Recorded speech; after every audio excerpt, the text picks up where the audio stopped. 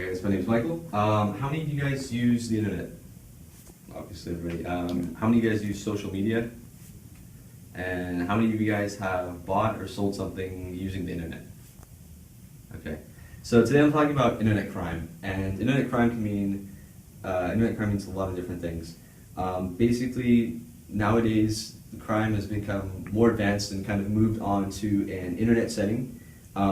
With a few simple steps, a hacker could easily just break into your account if it's not secured efficiently.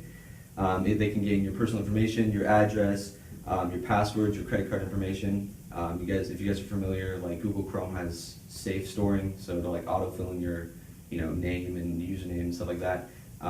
People can hack and steal that information easily if you're not careful. Basically, internet crime is a new age style of like thieves and stuff, and in general I'm going to be explaining what internet crime is, who is at risk, and how to protect yourself.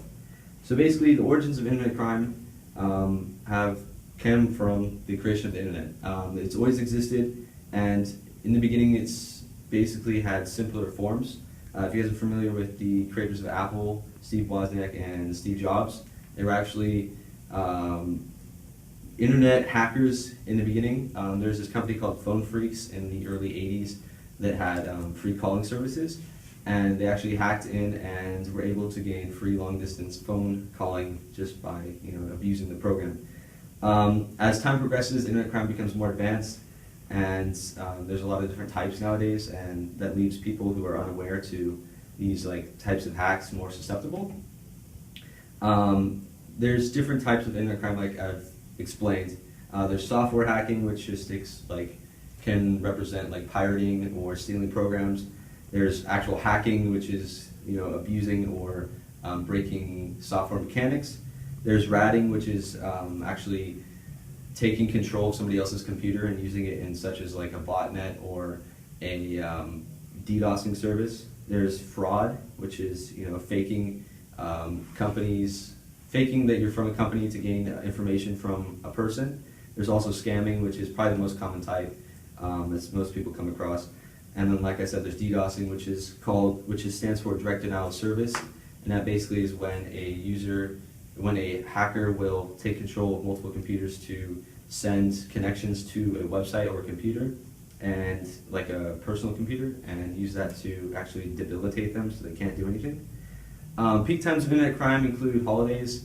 Scamming is extremely prevalent in the holidays, as people are susceptible to sale emails or free coupons, and you can easily get fake fraud emails that could compromise your entire email account. In general, there's a lot of people who are at risk, and this basically affects everybody on the internet. And as you guys said, you all usually use the internet, so this means that pretty much everybody here could be at risk for. So age groups are easy ways to break down people who are at risk of these crimes. For example, younger kids who are easily susceptible to acknowledging or to falling under victim of people who can manipulate them.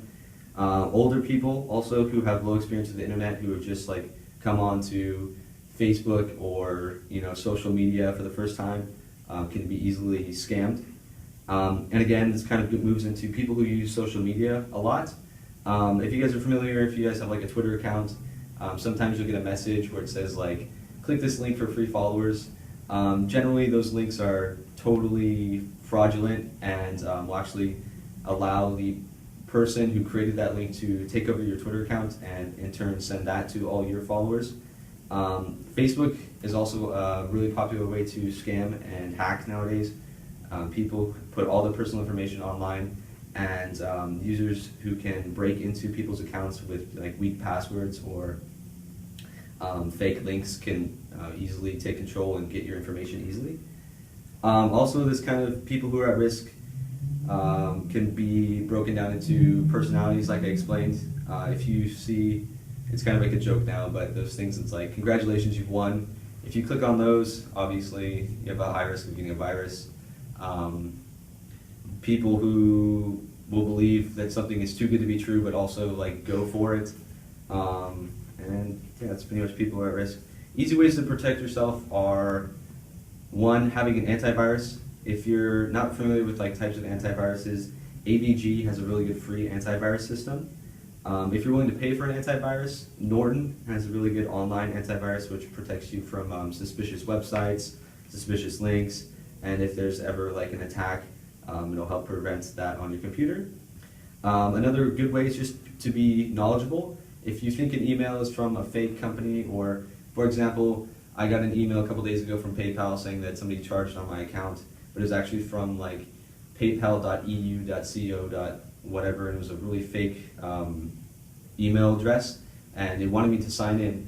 And basically, if I would sign in, this would give the hacker my username and password, and they would actually be able to access my PayPal. So, just being aware of fake emails is a really good way to prevent being hacked. Also, these emails will probably have spelling errors because people who email, people responsible for these emails are usually from different countries and they don't translate as well. Also, another good way to protect yourself is to check your accounts often. For example, if you have any suspicion that, for example, your bank account could have been hacked, if you just check your bank account and report fraudulent balances or charges, that's a really easy way to get on top of things and cover them before they get too out of control. In general, internet crime is pretty widespread nowadays. There's a really easy way to protect yourself.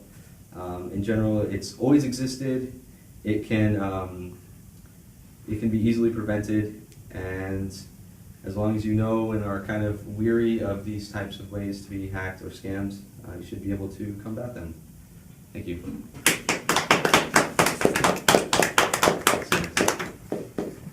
I guess we should let Liam in now, or? Yeah.